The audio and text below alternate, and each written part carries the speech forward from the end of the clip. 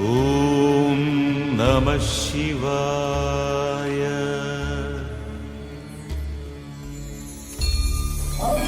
முக்கிய பிரதான மந்திரியா இருக்காரு. 63 நாயன்மார்கள கஷ்டப்பட்டவங்க யாரும் கிடையாது.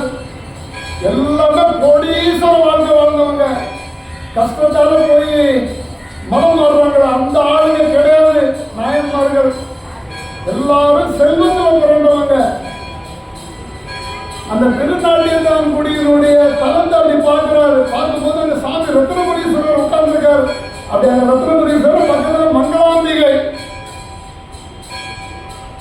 அதே பார்க்கலாம். சரி, அது பக்கத்தில் பார்க்கிறார். ஒருத்தர் அன்னதானம் பண்ணிட்டு இருக்கார். உடனே அவரையும் முடி தூக்குனால அந்த மங்களாம்பிகை ரத்னபுரீஸ்வரர் சமேத மங்களாம்பிகை ஆலயத்தில் அன்னதானத்தை கொண்டு புரிந்தோம். அரசருக்கு பக்கபலமாக அரசனுடைய மெய் காப்பாளனாகவும் அரசனுக்கு பல வெற்றிகளை பெற்று தந்த ஒரு முதன்மை வீரனாகவும் கோட்புலி நாயனார் திகழ்கிறார். நான் சொன்னேன் இல்லையா, சாமி எல்லாத்தையும் பார்த்தாரு. அவங்க யாரையும் மேலே இருக்கிறவங்கள அவருக்கு விருப்பம் இல்லை. உடனே கீழே பார்த்தாரு. 63 பேரை செல்ல பண்ணி கூட்டு போனாரு. இதெல்லாம் என்ன கதை விடுறீங்கன்னு யாராவது கேட்டீங்களா? கேட்கணும்ல நீங்க. நான் சொல்லல, மாணிக்கவாசகர் சொல்றாரு. செங்கன் அவன் பால் திசைமுகன் பால் தேவர்கள் பால் எங்கும் இல்லாததோர் இன்பம் நம் பாலாதா. பொங்கும் கருங்குழலை நந்தம்மை போதாட்டி இல்லங்கள் தோறும் எழுந்தள்ளி செங்கமல பொற்பாதம் தந்தரனும் சேவகனை. செங்கன் அப்படின்னா விஷ்ணு. இந்த பக்கம் திசை முகன்பால், திசைக்கு ஒரு முகத்தை வச்சிருக்கவன் யாரு? நான்முகன் பிரம்மா. அந்த பக்கம் பார்க்கிறாரு தேவர்கள். செங்கன் அவன் பால் திசை முகன் பால் தேவர்கள் பால் எங்கும் இல்லை. திருப்தி இல்லையா? இன்பமுடன் பாலாதா பொங்கும் கருங்குழலி நந்தம்மை போதாட்டி இங்கு நம் இல்லங்கள் தோறும் எழுந்தருளி. எதுக்கு வந்தார் சாமி? நம்ம செஞ்ச குற்றங்களை எல்லாம் பொறுத்து நமக்கு நல்ல கதி கொடுக்கிறதுக்காக அந்த செங்கமலம் அந்த கமலம் செங்கமலம் செந்தாமரை அல்லி மலர் அது போன்ற அந்த மென்மையான பாதங்களை ஏய நடந்தாராம். ஊருக்குள்ள சேர்ந்தாலும் இந்த வாழ்றவங்களே யாரோ நாயன்மார் கிடைக்க மாட்டாரோட சேர்ந்தாரா என்ன? மாணிக்கவாசக பெருமான் சொல்றாரு. செங்கன் அவன் பால் செம்மன் பால் தேவர்கள் பால் எங்கும் இல்லாத இன்னும் பாலதா. பொங்குன் கருங்குழலி நந்தம்மை போதாட்டி இங்கு நம் இல்லங்கள் தோறும் இருந்தது. அப்ப வந்திருக்காரு சாமி நம்ம வீட்டுக்கு. நம்மளால கண்டுபிடிக்க முடியல. அவரு நம்மளை கண்டுபிடிச்சு வந்தாரு. நம்மளால அவரை கண்டுபிடிக்க முடியல. அவர்கிட்ட நம்ம பேசுற மாதிரி பேசி அனுப்பிச்சிட்டோம். நம்ம தான் நைஸா பேசி அனுப்பிச்சிடுவோம்ல. சாமியானாலும் அப்படிதானே? அடுத்த வரிதான். அங்கன் அரசை, இந்த உலகத்தினுடைய தலைவனை. நமக்கெல்லாம் யாரு? அடியோர்க்கு ஆரம்பதை. அடியார்களுக்கெல்லாம் 6ஆம் அமுதேவரு.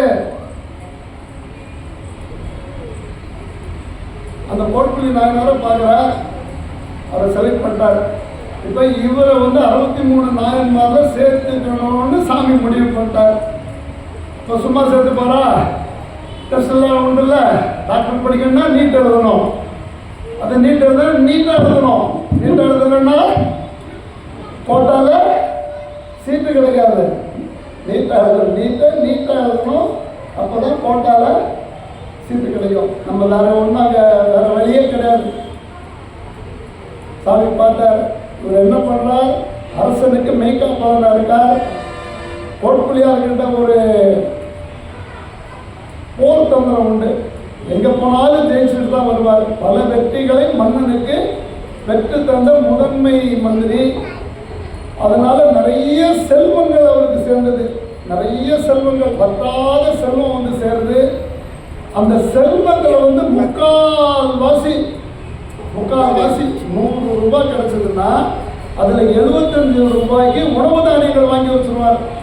நெல்மணிகளை வாங்கி அப்படியே பூச்சி வச்சிருவார். மரம் மாதிரி வானம் உச்சி தொடுற அளவுக்கு நெல் நெற்குவியல் அப்படியே முடிச்சுக்கிட்டே இருப்பார். அதுலேருந்து ஒரு நெல் கூட எடுத்து தன்னுடைய குடும்பத்தார்கள் கூட சாப்பிடக்கூடாது. உங்களுக்கு தனி அலாட்மெண்ட், வீட்டில் இருக்கிற குடும்பத்தார்களுக்கு தனி. அந்த நெற்களை எல்லாம் எங்கெங்கே கும்பாபிஷேகம் நடக்கிறதோ, எங்கே அடியார்களுக்கு சிவபூஜை நடக்கிறதோ, எங்கே அன்னதான தர்மங்கள் பண்ணுறாங்களோ அங்கெல்லாம் அனுப்ப சொல்கிறார். இன்னைக்கு ஒத்தாங்க சொல்ல ஆலயத்தில் கும்பாபிஷேகம், அங்கே ஒரு 3 மூட்டை நெல் அனுப்பேன். தனக்கு கிடைச்ச செல்வங்கள் எல்லாம் அடியார்களுக்காகவே என்று வாழ்ந்தவர் கோட்புலி நாயனார். கிடைத்த செல்வங்கள் அனைத்தும் அடியார்களுக்கே சொந்தம் என்று வாழ்ந்தார். அதனால்தான் 63 நாயன்மாரில் ஒருத்தரா அவராக முடிஞ்சது. நிறைய செல்வங்கள் சேர்ந்து நெற்குவியல் வானத்தை தொடுற அளவுக்கு குமிஞ்சு போயிருக்குது. வானத்தை தொடுகிற அளவுக்கு குமிஞ்சு போயிருக்குது. தான தர்மங்கள் பண்ணிட்டு அவதானம் பண்ணிட்டு சவிக்கியமாக வாழ்ந்துட்டு இருக்கிற காலத்தில் அந்த நாட்டை போர் பகை சொல்கின்றது. பக்கத்து நாட்டு அரசர் இந்த நாட்டோட சண்டை போடுறதுக்கு தயாராகலான்ற ஒரு செய்தி வந்தவுடனே அந்த சோழ மன்னன் கூப்பிட்டு கோட்புலியார் தலைமையில் ஒரு படையை அனுப்புகிறார். அப்போ அந்த போருக்கு செல்லும் போது தன்னுடைய சுற்றத்தார் உறவினர்கள் அனைவரையும் அழைத்து இந்த நெல்மணிகள் சிவன் அடியார்களுக்காகவும் ஆலய அன்னதானத்துக்காகவும் ஒதுக்கப்பட்டது. எந்த காரணத்தை கொண்டும் ஒரு நெல்மணிகள் கூட நீங்கள் உபயோகப்படுத்தக்கூடாது. அப்படி நீங்க அதுல இருந்து ஒரு நெல் தொட்டாலும் அது சிவ அபராதம். உங்களை சிறை சேவம் பண்ணிடுவேன்னு சொல்லிட்டு போறாரு. என்ன பண்ணிடுவேன்? சாதாரண சொல்லுவோம்ல, கொண்டு கொடுக்கலாமா குழந்தைங்கள, அந்த மாதிரி உறவுகள் அனைவருக்கும் சொல்றாரு. எல்லாருக்கும் சொல்லிட்டு போருக்கு போறார். அதாவது சாமியினுடைய அருள் பெற்ற நாயன்மார் கத்தி எடுத்து கட்டலாமான்னு ஒரு கேள்வி வருதுல்ல, வருதா இல்லையா? வருதுல்ல. அதுக்கு சாமி எங்கேயாவது பதில் சொல்றாரா? எங்கேயாவது சொல்லியிருக்காரா?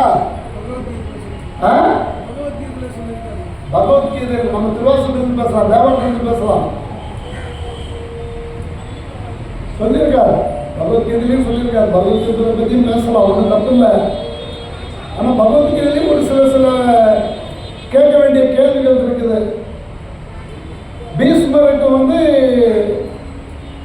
ஒரு வரம் கொடுக்குறாங்க.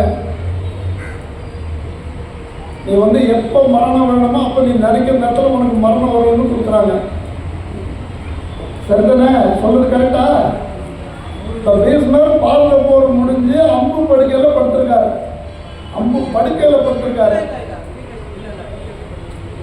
அவருக்கு உயிர் கொல்ல அவர் நினைச்சா அந்த நேரத்தில் உயிரை விட்டுருக்கலாம். ஆனால் உயிர் கொல்ல பிதா மகன் பீஷ்மர் நினைச்ச நேரத்தில் உயிரை விடுற வரம் பெற்றவர். ஆனால் அந்த வரம் அங்கே வேலை செய்யல. அம்பு படுக்கையில் படுத்திருக்கார். பக்கத்துல குந்தி தேவி கதை சொல்றார். நீங்கள்லாம் எப்படி வாழணுன்ற வாழ்க்கை வரலாற்றை சொல்றாரு. இப்படி வாழணும், இப்படி இருக்கணும் போது குந்தி தேவி சிரிக்கிறார். அப்ப பீஷ்மர் கேட்கிறாரு, ஏன் சிரிக்கிற? ஒரு அக்கிரமம் பண்ணாங்களே கௌரவர்கள், அப்பெல்லாம் நீ அவங்களுக்கு அறிவுரை சொல்லாத. அந்த அக்கிரமத்தெல்லாம் பார்த்துட்டு இருந்து நீ இப்போ எனக்கு சொல்றேன்னு நினைச்சேன், சிரிப்பு வந்துச்சு அப்படின்னு குந்தி தேவி சொல்லும்போது பீஷ்மர் சொல்றார், அது அவன் கொடுத்த உணவை சாப்பிட்டேன், அதனால அந்த குற்றம் எனக்கு தெரியல. இப்போ இந்த அம்பு படுக்கையில் படுக்கும்போது என்னோட உடம்புல இருக்கிற ரத்தமெல்லாம் போயிடுச்சு. அவன் கொடுத்த உணவு சாப்பிட்டு அந்த ரத்தம் என் உடம்புல ஓடிச்சு, எல்லாம் போயிடுச்சு. போக போக போக போக இப்போ நான் உணர்ந்து நான் உனக்கு சொல்றேன். அப்போ தப்பு பண்ண இப்போ தர்மதேவதை வரா, ஏன் இவருக்கு இன்னும் உயிர் போக மாட்டேங்குது அப்படின்ட்டு அவர்கிட்ட கேட்கும்போது அவர் சொல்றா, இவரும் தப்பு பண்ணவர் தான், இப்போதான் நியாயம் பேசுறார். அதனால இவர் நினைக்க வேண்டிய நேரத்தை நினைக்க சொல்லுங்க, இதுக்கு ஒரு வழி இருக்குது, அந்த வழி பிரகாரம் பண்ணீங்கன்னா இவர் உயிர் பிரிஞ்சிடும்னு சொல்லும்போது வியாச பகவானை கூப்பிடுறாங்க. சிரஞ்சீவிகள் 7 பேர், அதில் ஒருத்தர் வியாச பகவான். அவர் அங்கே வர வந்த உடனே நிலைமையை சொல்றாங்க. சொன்ன உடனே எருக்கு இலைகளை பறித்து அவர் நெத்தியில, மார்பில், காலில், தொடையில, பாதத்தில் எல்லாம் வச்சுட்டு வியாசர் அவருக்கு விமோசனம் கொடுக்குறார். அப்பதான் அவர் தண்டனை உண்டு. நீ என்ன வரம் வாங்கியிருந்தாலும் தண்டனை உண்டு. இப்போ சாமி இங்கே வந்து நம்ம என்ன கேட்ட கேள்வி என்னன்னா, நாயன்மார்களுக்கு கடைசியாக மோட்ச முக்தி கொடுக்கும்போது ஏதாவது நம்ம செய்யக்கூடாத வேலையை செய்கிறாங்க, நம்மளால முடியாத வேலையை அவங்க செய்கிறாங்க. ஏற்பகை நாயனார் என்ன பண்ணார்? சாமிக்கு தொண்டுக தன்னுடைய மனைவி அனுசாரி கூட்டிட்டு போவோம். செங்கல்டங்குடியில் என்ன பண்ணார்? சிறுத்தொண்ட நாயனார் தன்னுடைய குழந்தைய அப்போதைய அடிகள் வீட்லயும் அதே வேலையை தான் பண்ணார். சாமி ரொம்ப ரொம்ப படுத்தி தான் செலக்ட் பண்றாரு. இப்போ சாமி வந்து நடனம் ஆடிட்டு இருக்காரு, சிதம்பரத்துல திருநடனம் புரிகிறார். கையில என்ன இருக்குது? நெருப்பு இருக்கு, நெருப்பு இருக்குது. அந்த நெருப்பை வச்சுக்கிட்டு அதனாலும் எங்கள் அப்பன் வாழைமரம் திருவாலங்காடு காரைக்காலம் மூட்டை திருப்பதியும். இப்போ சாமி வந்து கையில் நெருப்பை வச்சுட்டு ஆடுறார். நெருப்பை வச்சுக்கிட்டே ஆடிட்டு இருக்காரு என்ன டைம். அந்த நெருப்பு ஏன் கையில் வச்சிருக்காருன்னு யாராவது யோசிச்சிங்களா? அந்த நெருப்பு ஏன் கையில் வச்சிருக்காரு? ஓதுவார் சொல்லுவார். ஏன் கையில் நடராஜன் நெருப்பு வச்சிருக்காரு சொல்லுங்க. ஏன் கீழே வச்சுட்டு ஆட வேண்டியதானே? ஏன் வச்சிருக்காரு? இந்த அடியார்களுக்கெல்லாம் முக்தி கொடுக்கணும். அவங்க இந்த முடிச்சு வரும்போது அவங்கள என்னோட நான் சேர்த்துக்கணும், அந்த திருநீர் சாம்பலை நான் பூசிக்கணும்ட்டு சாமி கையில் நெருப்பை வச்சுட்டு ஆடிட்டு இருக்கான்.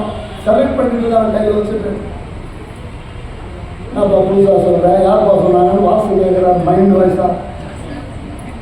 மாணிக்க வாசகர் சொல்றாருங்க, ஆர்த்த பிறவி துயர்கட நாம் ஆர்த்தாடும். ஆர்த்த பிறவி துயர்கட நாம் ஆர்த்தாடும், தீர்த்தனம் தில்லை சித்தம்பரத்தே தீயாடும். கூத்தன் இவ்வானும் கூலையும் எல்லாமும் காத்தும் படைத்தும் கலந்தும் விளையாடி. இப்ப தெரியுதா?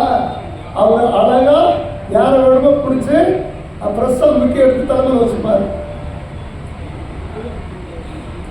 எதுக்கு நெருப்புல ஆடுறார்? ஆர்த்த பிறவி துயர். இந்த குழந்தைங்கள்லாம் ரொம்ப கஷ்டப்படுது, அதுக்கு இடையில எனக்கு தொண்டு பண்ணுதுங்க. ஆலயத்துக்கு வருதுங்க, பூ பறிச்சு போடுதுங்க, அன்னதானத்தில் கலந்துக்குதுங்க, மலங்களில் போய் வேலை செய்யுதுங்க. அவங்களால முடிஞ்ச திருத்தொண்டை பண்ணிட்டு இருக்காங்க. என்னுடைய நாமங்கள், என்னுடைய சின்னங்கள் எல்லாம் அணிஞ்சுக்கிறாங்க. இவங்களுக்கு ஏதாவது ஒன்று செய்யணும் அப்படின்னு சொல்லிட்டு தினந்தோறும் சாமி நம்மளை பார்த்து பார்த்து நம்மள்கிட்ட ஒருத்தரையா பொறுக்கி வச்சுக்கிறார். நல்லா வாழ்ந்துட்டு என்கிட்ட நல்லா வாழ்ந்துட்டு என்கிட்ட வா, வரும்போது நான் உன்னை என் கூட வச்சுக்கிறேன் சொன்னார் மாணிக்கவாசக பெருமான். ஆர்த்தர் பிறவி துயர் கெட ஆர்த்தாடும், தீர்த்தம் நம் பிள்ளை சித்தம்பரத்தே தீயாடும். கூட்டணி வானம் உடுக்க வழி இல்லைன்னா முடிஞ்சு போச்சு சங்கதி. அந்த உடுக்க நின்றுச்சுன்னா இங்க அடிக்கிறது நின்று போகணும். அந்த சத்தம் தான், அந்த சத்தம் தான் நம்மளை எல்லாம் ஆட வச்சுருக்கீங்களா? அங்கே அடிக்கிற சத்தம் தான் இங்கே கேட்குது. நல்ல இரவில் நட்டம் பயிலாடு நான் உள்ள அடிச்சுட்டு இருக்கான்ல, அந்த இரவுல கூட போட வச்சுருக்காங்க. சாமி நெருப்பணிஞ்சிருந்தா, சாமி கையில் நெருப்பணிஞ்சிருந்தா உடம்புல சூடு போயிடும், உடம்புல சூடு போட்டுடும். டாக்டர் சொல்லிடுவார் பல்ஸ் 21, வீட்டுக்கு எடுத்து போயிடும். வீட்டுக்கு கூட்டிட்டு போயில்ல, எடுத்துட்டு போயிடு, வீட்டுக்கு எடுத்துட்டு போயிடு. அந்த சிவபெருமானுடைய நெருப்பு அணையாத இருக்கணும் ஒரு கையில. இந்த உடுக்க ஒலிச்சுக்கிட்டே இருக்கணும். நம்ம இந்த கூட்ட நமக்காக ஆடிட்டு இருக்கோம், நம்ம அதனால ஆடுறோம். கரெக்டுங்க? நம்மளும் ஆடிட்டு தானே இருக்கோம். கொஞ்சம் வந்தாலே எவ்வளவு ஆடணும். என்ன பேசுறேன்? கொஞ்சம் வந்தா போதும். ஆடிய மாட்டம் என்ன, பாடிய பாட்டு என்ன, தேடிய செல்வம் என்ன, செய்வதோ குற்றம் என்ன. கடைசியில் கேட்ப 81 வயசுல நான் என்னையா பண்ணினேன், எல்லாத்தையும் தான் பண்ணிட்டியடான்னு சாமி மேல இருந்து சொல்லுவார். ஏதோ எல்லாத்தையும் பண்ணிட்டியா அப்படின்ற. அப்ப என்ன பண்ணணும்? நல்லா இருக்கும்போதே கையை தூக்கி கும்பிடணும். தொழுத கை துன்பம் துடைப்பாய் போட்டின்னு அவனை ஒரு வணக்கம் சொன்னால் போதும். ஒரு வணக்கம் சொன்ன புதுசுக்கு இறங்கி கீழே வருவான்.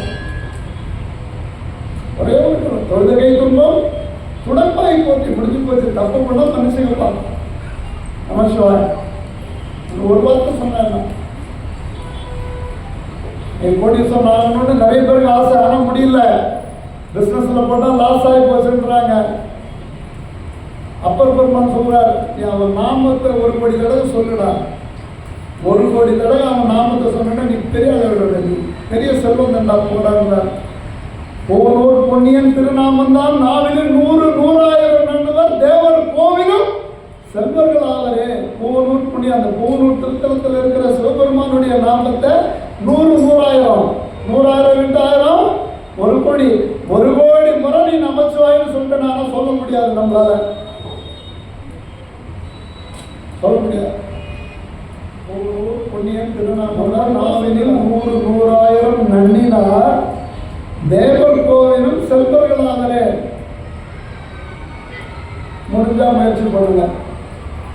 ஒரு 108 தடையாவது சொல்லுங்க. தினந்தோறும் காலையில் எழுந்துச்சு ஒரு 108 முறை சொல்லுங்க நமச்சிவாய் நமச்சிவாய் சொன்னீங்கன்னா அதுக்குண்டான பலனை சாமி தருவார், நமக்கு தருவார். இப்ப தெரிஞ்சிச்சுல சாமி எதுக்காக வச்சிருக்காருன்னு நெருப்பு. அப்ப சாமியே அந்த தொழில் தான் பண்ணிட்டு இருக்காரு. யாருக்கு என்ன தகுதி கொடுத்தாலும் யோசிச்சு தான் கொடுப்பாரு. எல்லாத்தையும் கொடுத்துருவார். அதுக்கப்புறம் இவன் என்ன ஆட்டம் ஆடுவான்றது அவருக்கு தெரியும். ஆக்குவாய் காப்பாய் அருள் தருவாய். பாலை பக்குவப்படுத்தணும்னா அந்த பாலுக்கு கூட என்ன பண்ணுவாங்க, கொஞ்சம் தண்ணி சேர்ப்பாங்க.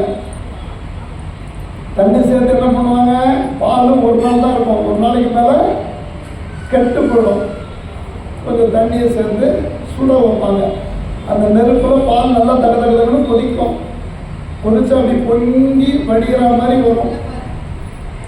அப்போ அந்த பால் என்ன சொல்லுவான், என் கூட இருக்கிற என் நண்பன். அந்த பாலும் தண்ணியும் நண்பன், சிவபெருமானும் நம்மளும் மாதிரி. என்னுடைய நண்பனையா பிரிக்கிறேன்ட்டு அந்த பால் பொங்கி வருமா அப்படியே. உடனே அந்த பாலை காசுறவங்க என்ன பண்ணோம், கொஞ்சம் தண்ணி எடுத்து தெளிப்பாங்க. அப்படியே பால் விழுக்கணும், நண்பன் கூட இருக்கிறான். அப்போ நம்ம என்ன நினைச்சுக்கணும், நமக்கு ஏதாவது ஒரு தீங்கு வரும்போது நம்ம கூட சாமி இருக்கிறார், அவருடைய நண்பன் நம்ம நினைக்கணும். நம்ம நினைச்சிருக்கோமா? எப்ப நம்மளை விட்டு சாமி போனார்? அவர் எங்கேயும் போல உள்ளதான் இருக்கார். நம்ம 100 ஆலயங்கள் சுத்துவோம், அது நம்மளுடைய பேராசை. போலாம் அங்கே போலாம் அங்கே போல எங்க வேணா போலாம், அது என்னுடைய ஆசை அது. ஆனா சாமி எங்க போனார்? என் கூட தான் இருக்கார், என் கூட தான். அதுவும் யார் சொன்னார்? மாணிக்கவாசகர் பெருமான் சொன்னார், இமை பொழுதும் என் நெஞ்சில் நீங்காதான் தாழ் வாழ்க. ஏன் உள்ளதான் நீ இருக்கிற. இன்னொரு சித்தர் பாடல், நட்டகர்களும் பேசுமோ நாதன் உள் இருக்கையில் சுட்ட சட்டி சட்டுவோம் கரிசுவை உணருமோ. வீட்டில் சமையல் பண்றீங்க, பானையில் போட்டு ஏதோ ஒரு பதார்த்தம் பிடிச்சது பண்றீங்க, அது ஒரு கரண்டியை போட்டு நல்லா கிண்டுவீங்க, பக்குவமாக இறக்கி வைப்பீங்க. நீங்கள் நாட்டில் தொட்டு வச்சு பார்ப்பீங்க, அதோட சுவை போட்டுருன்னா ஏதாவது கொஞ்சம் சேர்த்து சுவையை போட்டு இறக்கிடுவீங்க. இப்போ அந்த நீங்கள் போட்ட பொருள் மஞ்சள் மிளகு தனியாக எல்லாம் அந்த சட்டியில் தான் போட்டீங்க. அந்த கரண்டியை வச்சு தான் அதை கரண்டிங்க சுற்றுவோம். அந்த சட்டி இப்போ நாங்கள் சதுரகிரிக்கு போயிட்டு வந்தோம். இப்போ சமீபத்தில் சதுரகிரியில் பிரதோஷ வழிபாட்டுக்கு ஏற்பாடு பண்ணியிருந்தோம். ஆடி அமாவாசைக்கு ஒரு 90,000 அடியார்கள் வந்திருந்தாங்க. அன்னதானத்துக்கு ஏற்பாடு பண்ணியிருந்தோம். சென்னையில் என்னுடைய நண்பர் காய்கறி மொத்த வியாபாரி ஒரு 14 டன் காய்கறி ஒரு வேனில் ஏற்றிட்டு எல்லாம் போனோம். அங்கே நடந்த அதிசயங்களை சொல்கிறோம், நல்லா புரிஞ்சுங்க. போயிட்டோம். இங்கேருந்து போய் சுருளி வேலப்பர் ஆலயத்தில் ஒரு அபிஷேகம் பண்ணிட்டு அந்த 18 சித்தர்கள் வாழ்ந்த குகை ஒன்று இருக்குது. 18 சித்தர்கள் வேள்வி பண்ண குகை சுருளி வேலப்பர் ஆலயத்துக்கு நேரம் மேலே ஒரு கடந்த அடர்ந்த காட்டுக்குள்ள இருக்குது. அங்கே வேள்வி சாலை எப்படி இருக்கணும்னா இப்படி வேள்வி சுற்றி 8 லிங்கங்கள் இருக்கும். பிரம்மாண்டமான லிங்கம் 8 லிங்கம். அந்த புகைக்கு உள்ள உட்கார்ந்து சாமிக்கு பூஜையெல்லாம் பண்ணி முடிச்சு திவ்ய தரிசனம் முடிச்சுட்டு அங்கேருந்து புறப்பட்டு சதுரகிரி போனோம். போய் அங்கேருந்து வேலை ஓட்டி இறங்கிட்டு அப்படி மலையை பார்க்குறோம். தக்கன்னு பற்றிட்டு எரியுது மலை, சுற்றி அப்படி நீளமாக எரியுது. தமிழ்நாடு முழுக்க ஃப்ளாஷ் நியூஸ், சதுரகிரி மலையில் தீ, பக்தர்கள் பதட்டம். காலையில் விடமாட்டோன்னு தெரியாது. நான் காலையில் எழுந்திரிச்சு ரெடியாக இருந்தேன், உணவு அருந்திட்டேன்.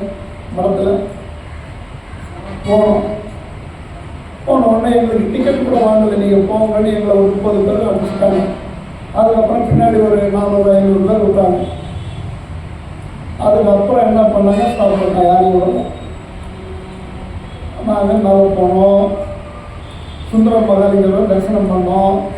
அப்புறம் போனோம், சந்தன மகாலிங்கர்கிட்ட போய் உட்கார்ந்தோம். முழு அபிஷேகம் பிரதோஷ நேரத்தில் சந்தோஷமாக. இதெல்லாம் ஏன் அவர் கொடுத்தாருன்னா நம்ம செய்கிற தொண்டுக்கு கிடைச்ச பலன்.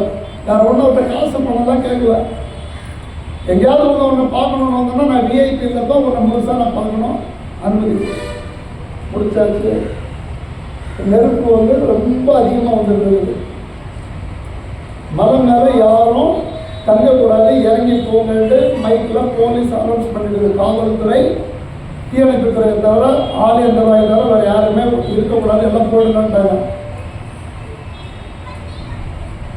அந்த ஆலயத்தை பரம்பரை தர்மகர்த்தா பெரியசாமி என்றவர் பரிபாலனை பண்ணிட்டு இருக்கார். அவர் என்னுடைய நண்பருக்கு நண்பர். அவர் சொல்லிட்டார், நான் ஏற்பாடு பண்ணுறேன், எல்லாம் போய் கீழே இறக்குற மாதிரி போங்க, நான் வரேன்ட்டார். காவல்துறையிலையும் ஒன்றும் பண்ண முடியாது. கீழே இறங்கிட்டோம். ஒரு 500 அடி இறங்கினோடனே அவர் அங்கேருந்து சாமி எடுத்துட்டு ஒரு காட்டேஜை திறந்து விட்டார். காட்டேஜ்னா சும்மா காட்டுக்குள்ள என்ன காட்டேஜ் ஒன்றும் கிடையாது. 2 ஓலை தகடு, மெயினில் எல்லாம் மிருகங்கள் உள்ளே வராது இருக்கிறது ஒரு கேட்டு. உள்ளே போயிட்டோம். அது என்ன இருக்குதுன்னே தெரியல. மணி 8:30 மணி ஆயிடுச்சு. நேரம் போய் அப்படியே இருக்கிறதெல்லாம் வச்சுட்டு அப்படியே உட்காந்தோம். பசி கடுமையாக இருக்குது, சாப்பிடல. எல்லாரும் ஒரு வார்த்தை போதும், என்ன இன்னைக்கு சாமி இந்த மாதிரி பண்ணிட்டாருன்னு சொல்லிட்டு அந்த அசதியெல்லாம் அப்படியே படுத்தோம். அந்த தூங்குறோம். அங்கேருந்து 2 தட்டில் சாப்பாடு வருது. அங்கேருந்து மலை மேலேருந்து கொடுத்துருக்குறாங்க. ஒரு பக்கம் புளியோதரை, இன்னொரு பக்கம் தக்காளி சாதம் எடுத்துகிட்டு வராங்க. எங்கே போனாலும் எங்களுக்கு தக்காளி சாதம் தானே ஒரு நினச்சிக்கலாம். எங்கே போனாலும் சாமி தக்காளி சாதம் கொடுத்தாரு, எடுத்துகிட்டு வராங்க. 30 பேர் இருக்கிறோம். 2 தட்டில் சாதம் வருது. எல்லாரும் சாப்பிட்டாங்க. ஒரு தட்டு மிச்சமாயிடுச்சு. என்னன்னே தெரியாது, சத்தியமாக சொல்கிறேன். அங்கே நடந்த அதிசயத்தில் ஒன்று, அடியார் சாப்பிட்டு 30 பேர் அவங்க மாதிரி நடிக்கிறாங்க. எல்லாரும் சாப்பிட்டு அப்படியே தட்டு ரவுண்ட்ஸில் வருது, என்கிட்ட வருது. நானும் தூங்குற மாதிரி தான் நடிச்சுட்டு இருக்கேன். என்ன பண்ணேன், சாப்பிடுங்க சாப்பிடுங்க. எல்லாம் சாப்பிட்டாங்களான்னு. எல்லாரும் சாப்பிட்டாங்க. ஒரு தட்டு சாப்பாடு மிச்சம் இருந்து எல்லாம் சாப்பிட்டாங்க சொல்கிறீங்க. எல்லாம் சாப்பிட்டாச்சு, வேணா கேட்டுங்க. ஆமாம் சாமி சாப்பிட்டேன். அதுக்கப்புறம் நானும் சாப்பிட்டு ஒரு 5-6 பேர் சாப்பிட்ற அளவுக்கு சாப்பாடு மிச்சமாச்சு. இது என்ன மாயம் தெரியல. அந்த மாயவனுக்கு மட்டும்தான் தெரியுது என்ன மாயம். முடிஞ்சிச்சு. காலையில் எழுந்திரிச்சு திருப்பி அங்கே குடிக்கிற தண்ணி ஒன்றும் கிடையாது. ஒரு பாட்டில் தண்ணி எடுத்து தண்ணி திருப்பி சாமியை போய் தரிசனம் பண்ணிட்டு திரும்ப கீழே இறங்கணும். வந்துட்டோம். அன்னைக்கு முழுக்க யாரையும் அலோவ் பண்ணலை. மறுநாள் ஆடி அமாவாசை பைக்கில் சொல்லிகிட்டே இருக்காங்க, அனுமதி இல்லை, எல்லாம் போயிடுங்க, எல்லாம் போயிடுங்க. எல்லாம் நம்ம அன்னதான மடத்தில் மொத்த ஜனங்களும் புரிஞ்சிருக்காங்க. சர்வீஸ் பண்ண முடியல. ஒரு அண்டாவாக போயிட்டு இருக்குது. 7 தேசம் ஒரு 147 அண்டா சமையல் பண்ணோம். உணவு கொடுத்தாச்சு. காலையில் 5 மணிக்கு அனுமதி கொடுப்பாங்க. 6, 7, 8, 9 ஆயிடுச்சு. அனுமதி இல்லை. 3/4 பேரை போலீஸ் திருப்பி அனுப்பிச்சிட்டான். 9:30 மணிக்கு மேலே மதுரை கலெக்டர்லேருந்து உத்தரவு வந்தது, இப்போ அனுப்புங்க. 12 மணி வரைக்கும் அனுமதி வச்சு உடனே எல்லாம் அப்படியே ஓடினாங்க அவர் பார்க்குறது. அப்போ தான் அந்த நடக்கிற அந்த மக்கள் அந்த அடியார்களுடைய திருப்பாதத்தை பார்க்கும்போது தான் தெரிஞ்சது, இவங்கெல்லாம் நம்மளை விட சிறந்தவங்கன்னு உணர்ந்தலாம். 85 வயசு ஒரு பாட்டி எங்கேருந்து வந்துட்டு வேகம். உள்ள யார் இருக்காங்க? சாமி இருக்காங்க உள்ள. அந்த சாமியை பார்த்து ஓடுது. அந்த பாட்டியால் முடியவே முடியாது, ஓடுறாங்க. நான் எப்படியாவது அங்கே போய் பவுண்டரியை தோட்டணும், உள்ளே போயிடணும். அவன் டைம் சொல்றதுலாம் உள்ளே போய் ஓடுறான். ஒரே புழுதி புயல். ஓடி போய் சாமி தரிசனத்தை பார்த்துட்டு அவங்க வந்தாங்க. நாங்களும் முடிஞ்ச வரைக்கும் எல்லாம் மேக்சிமம் எல்லாருக்கும் அன்னதானம் பண்ணிட்டு அதுக்கப்புறம் நாங்களும் மரத்தில் இருக்கிறவர்கிட்ட விடைபெற்று சென்னை வந்தோம். இப்போ சொல்லுங்க, சாமி எங்கே இருக்கிறார்? அந்த பசிக்குதுன்னோம், சாப்பாடு கொடுக்க இறங்குறோன்னு மலையை பார்க்குறோம். அனுமதி கிடைக்குமோ கிடைக்காதோன்னு நினைக்கிறோம். காலையில் அனுமதி கிடைக்குது, அங்கே போகிறோம். போனோடனே சாமி முன்னாடி உட்கார வைக்கிறாங்க. முன்னாடி அப்படி உட்காருங்க. போனவங்க எல்லாத்துக்கும் சாமியோட அருளாசி முழுசாக கிடச்சிது. திருப்பி வரோம், பண்ணுறோம். இரவு உணவு கேட்குறோம், கொண்டு வந்து கொடுக்குறார். இப்படி தானே சுந்தரமூர்த்தி சாமியை கொடுத்துருப்பாரு.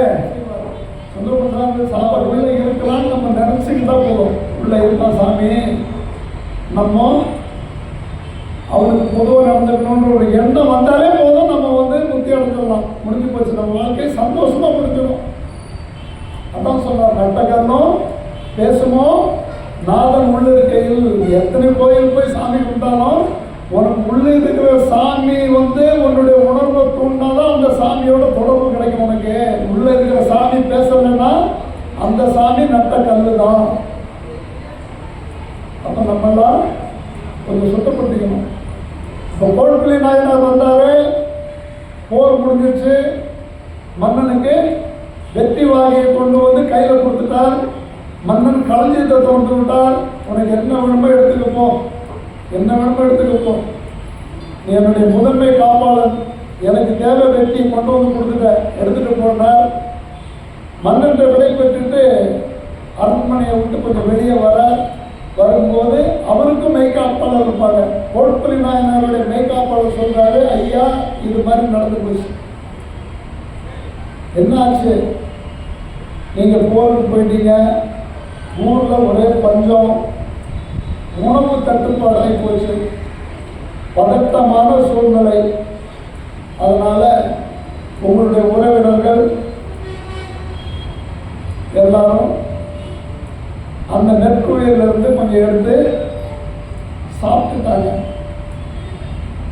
அப்படியா? சரி, ஓகே, சரி. உடனே சொன்னார், என்னுடைய உறவினர்களுக்கெல்லாம் போய் சொல்லுங்க, அவங்களுக்குலாம் நான் பரிசு கொடுக்க போறேன். மன்னன் கொடுத்த பரிசு நிறைய இருக்குது. எல்லாரும் என் அரண்மனையில் வாங்கிட்டு கோட்புலி நாயனார் ஒரு முரசு அழைக்கிறார். இந்த உறவினருக்கெல்லாம் அந்த தகவல் போய் சேருது. ஒருவர் பின் ஒருவராக எல்லா உறவினர்களும் கோட்புலி நாயனாருடைய அரண்மனைக்கு வந்துட்டாங்க. எல்லாத்தையும் கேட்குறா, சௌக்கியமா இருக்கீங்களா? நல்லா இருக்கேன், நல்லா வாங்க, உங்களுக்கு ஒரு பரிசு கொடுக்க போகிறேன். இன்னும் யார் யார் வரணும்னு பார்க்குறாரு. இன்னும் யார் யார் நம்ம சொந்தத்தில் யார் வரலன்னு அப்படி பார்க்குறாரு. எல்லாரும் வந்தாச்சு, இனிமேல் இவங்க தப்பிக்க முடியாதுன்ற முடிவில் அவருடைய மெய்காப்பாளரை அப்படி பார்த்து கண் சமிக்கை கொடுக்குறாரு. அரண்மனை வாயில மூடிட்டாங்க, இப்போ யாரும் தப்பிச்சு போக முடியாது. உடனே தன்னுடைய உரை வாழை எடுத்தார். இது இறைவனுடைய அடியார்களுக்காகவும் இறைவனுக்காகவும் வச்சிருந்த நெருத்தானியம் உங்களுக்கு நான் சொல்லிட்டு தான் போனேன். இதை எடுத்தா சிறை சேதம் பண்ணிடும் சொன்னேன். அதையும் மீறி பண்ணிருக்கீங்க, சாப்பிட்ருக்கீங்க. அதனால நீங்க ஒருத்தர் கூட உயிர் வாழ தகுதி இல்லாதவங்கன்னு தன்னுடைய வாழை எடுத்து கம்ப்ளீட்டா அழிஞ்சு போட்டுறாரு. வாழையை வெட்டுற மாதிரி வெட்டி போட்டுற மொத்தம்.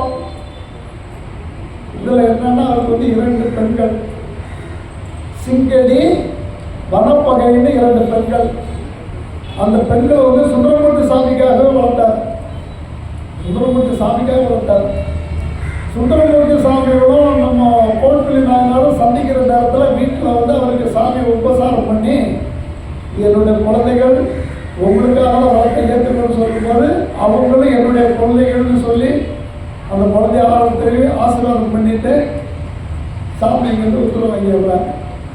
அந்த சுந்தரமூர்த்தி சாமிகளை அந்த பிரம்மபுரீஸ்வரர் ரத்னபுரீஸ்வரர் ஆலயத்தில் போய்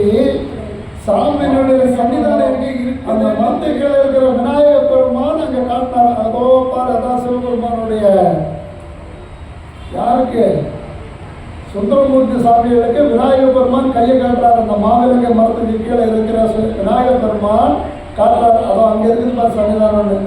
யாருக்கு தெரியல சன்னிதானம்? சுந்தரமூர்த்தி சாமிகளுக்கே தெரியல. சாமியுடைய நண்பன் தம்பிரான் தோழன், அவருக்கே சாமியை காட்டுறதுக்கு ஒரு விநாயக பெருமான் தேவைப்பட்டார்.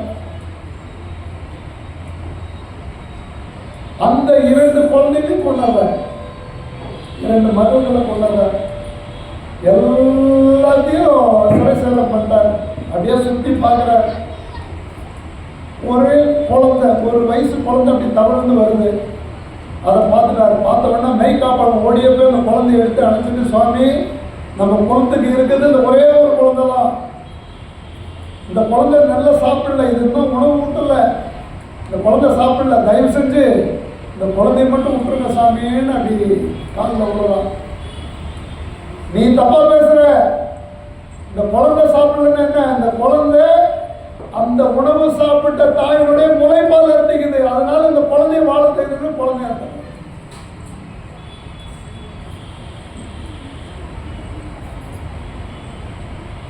முடியுமா? சொல்லலாம் முடியுமா?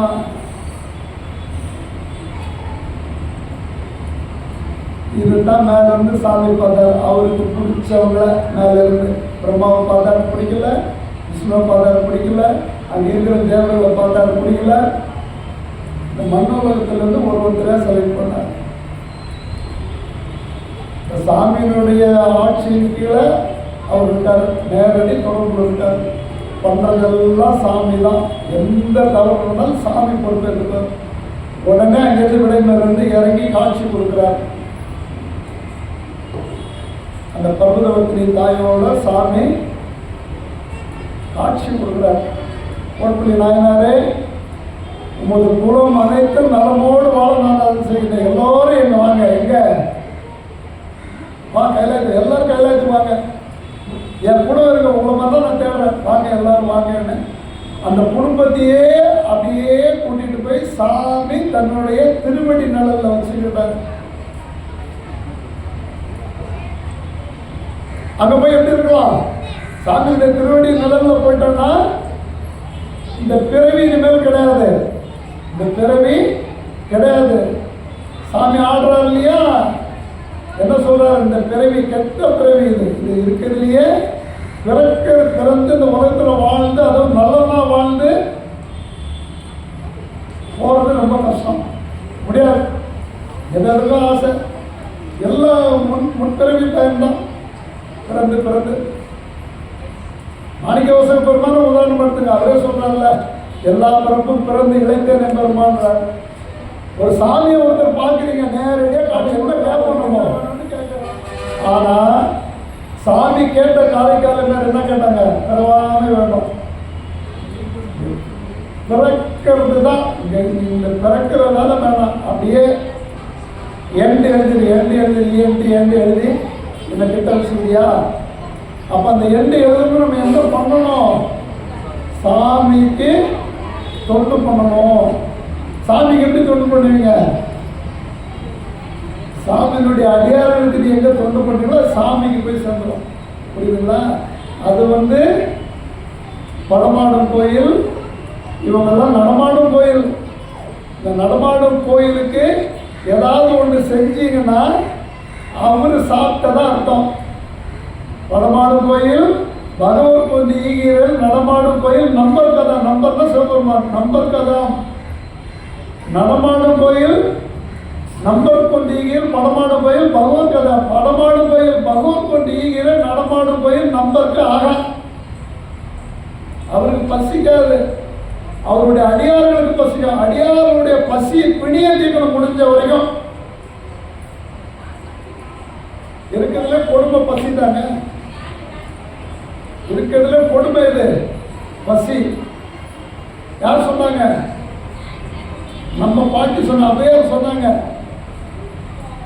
எதுமா ரொம்ப கொடுமைன்னு கேட்கும் போது அவங்க சொல்ற, கொடிது வறுமை கொடிது, அதனினும் கொடுமை இளமையில் வறுமை, சொன்னாங்களா இல்லையா? வறுமை வந்து ரொம்ப கொடியது.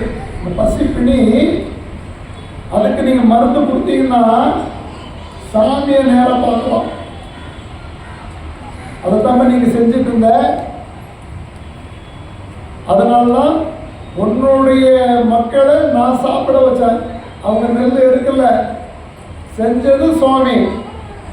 நீ எப்படி அங்கே நடுநிலையா இருக்கிறன்னு ஒன்றை சோதிக்கிறதுக்கு நான் வந்தேன். புரியுதுங்களா? கோட்புலி நாயனார நீட் எழுத வச்சு டாக்டர் சீட்டை கொடுக்கணும்னு சாமி முடிவு பண்ணிட்டார்.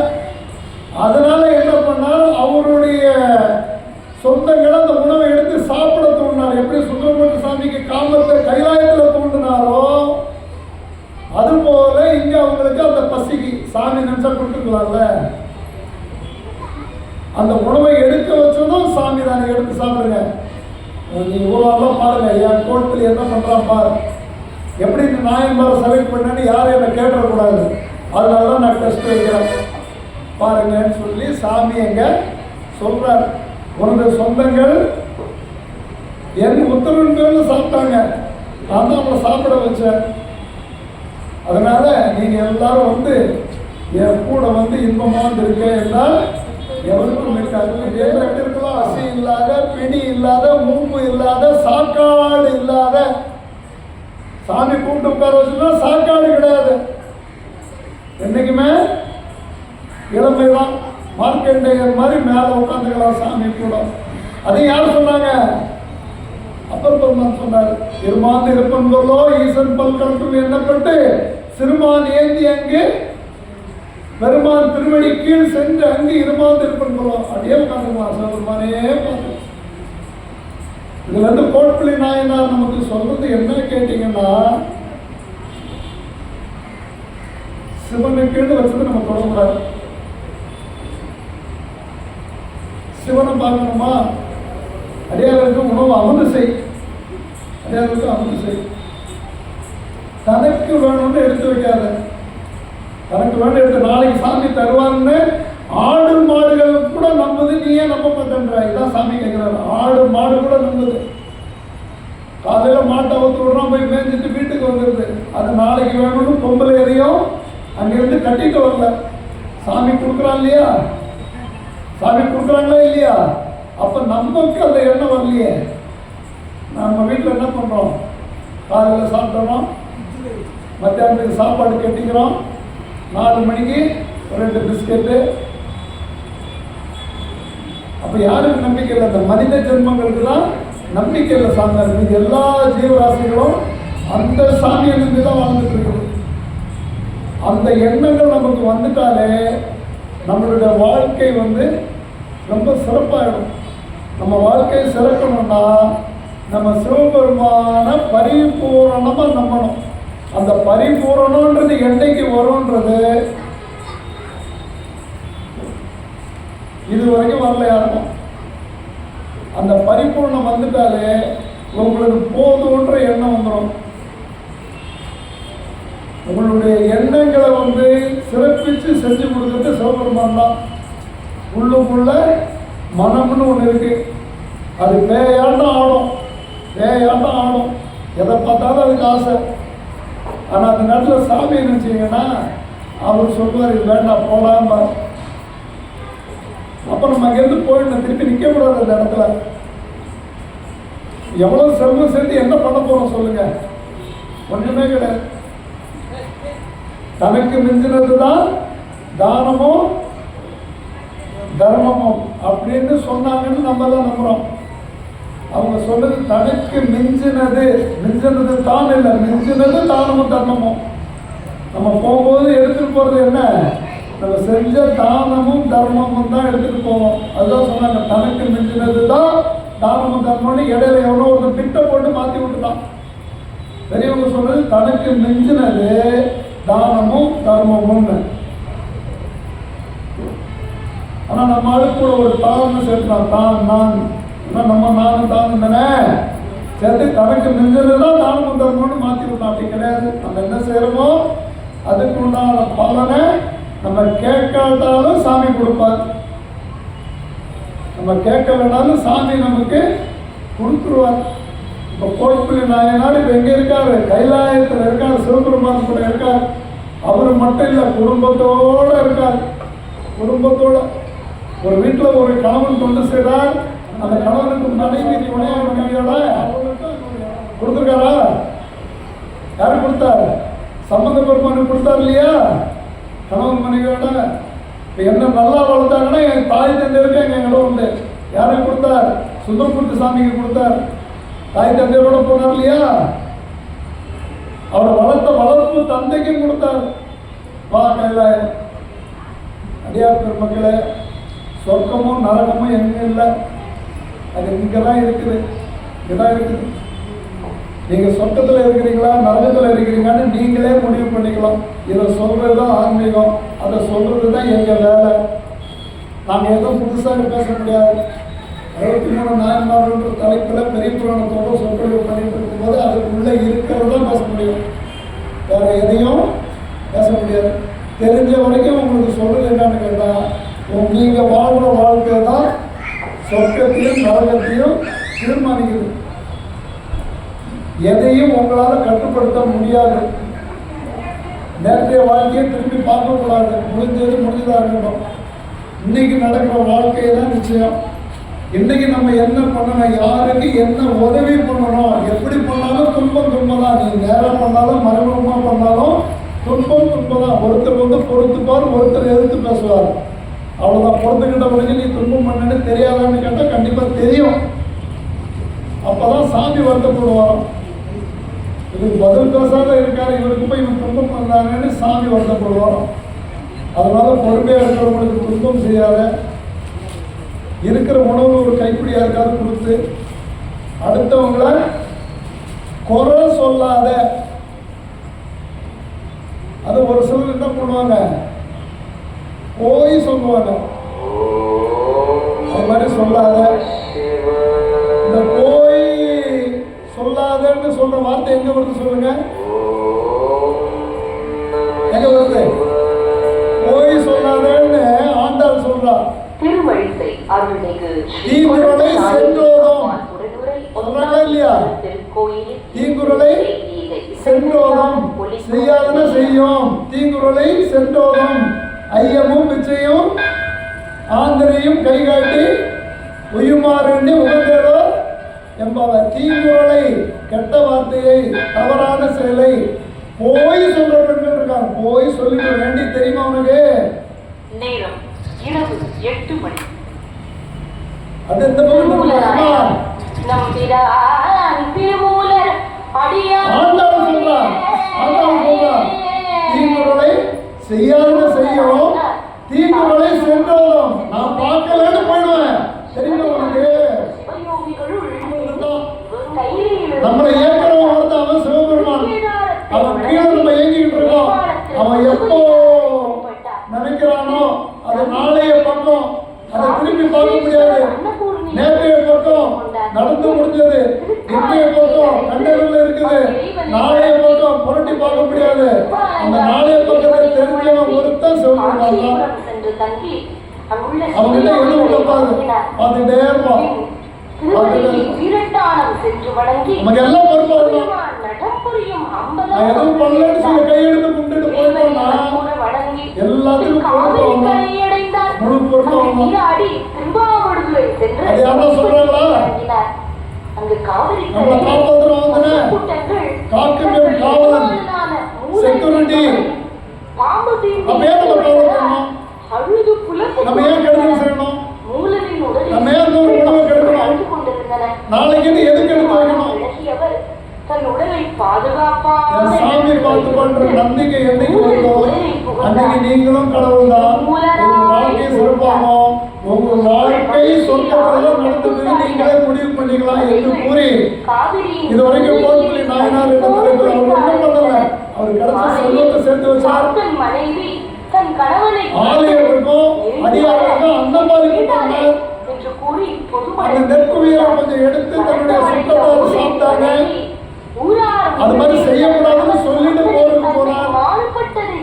தவிர்க்க முடியாத காரணத்தால் சொல்றதை விட இறைவனுடைய தூண்டுதலால் அவங்க சாப்பிட்டாங்க. சாமி திரும்பி வந்தார். நான் சொன்னதை கேட்கல.